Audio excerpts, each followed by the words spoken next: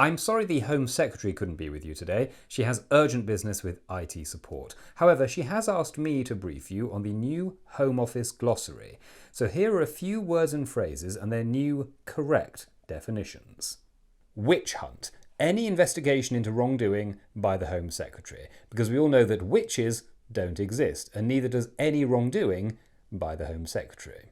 Dream. The sight of refugees being flown against their will to Rwanda. Anything else is, of course, a nightmare and probably conjured up by the tofu-eating wokerati of North London, a group of individuals who tend to engage in a lot of witch hunts and are probably also globalists. Invasion. A number of people trying to seek asylum in this country. You could even call it an armed invasion because the vast majority of them have limbs and it sounds scarier, which is good.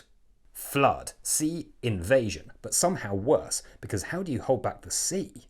Migrants. A catch-all term for any of that lot, not to be confused with expats. Illegal. Anything that a migrant might do in trying to come to this country. It may not be actually against the law, but as far as we're concerned, it's illegal. Not to be confused with an honest mistake, like leaking sensitive documents or using a personal phone for state business. Ungrateful. Any migrant complaining about the standard of their accommodation. I mean, if you can't deal with a bit of diphtheria or scabies, do you really belong in this country? Go back to where you came from. Our cheery catchphrase that sums up most of our immigration strategy. Not to be linked to where did all the workers go, which is a totally different issue and not in any way related.